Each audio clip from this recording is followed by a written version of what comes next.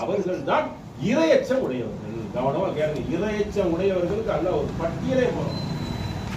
என்னெல்லாம் செய்யுமா? சொந்தத்தை அனுசரித்து வாழுங்க, ஏழைகளை விரட்டாதீங்க, ஏசகம் கேட்கக்கூடியவர்களை விரட்டாதீர்கள், நாடோடிகளை விரட்ட திக்கற்று நிற்பான். ஒரு இடத்துக்கு வரமாட்டான். இந்த மெட்ராஸ் சிட்டிலாம் பாத்தீங்கன்னா பால மாசத்துல இறந்து போயிட்டாங்க. மரணத்துக்கும் வாழ்வியலுக்கும் சம்பந்தம் கிடையாதுமா. சரிங்களா?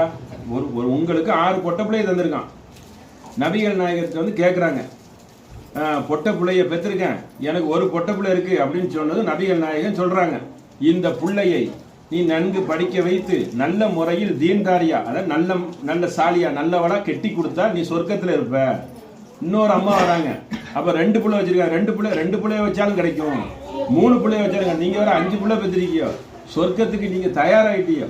அந்த அளவுக்கு அந்த பிள்ளைங்களை எல்லாம் கண்ணியமா வளங்க. அந்த 5 பொட்ட பிள்ளைய உங்களை கொண்டு இட சேர்ந்துரும், சொர்க்கத்துல சேர்த்துரும்.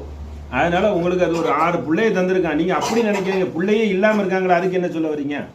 நோய் நொடி, மனிதனுடைய குறைபாடு, இது எல்லாம் உலகத்துல பிறந்த குழந்தைங்க இறந்து போகுது. அதுக்கு என்ன சொல்றீங்க? பிறந்த குழந்தை 1 மாசம் 2 மாசத்துல இறந்து போகுது. பாக்குறீங்களா இல்லையா? உலகத்துல ஒரு சின்ன சதவீதத்துல போகுது.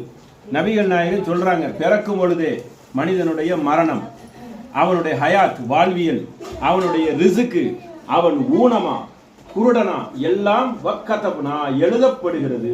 எழுதப்பட்டாச்சு, எழுதி முடிக்கப்பட்ட ஒன்று. இது நடந்துகிட்டு இருக்கு. எழுதி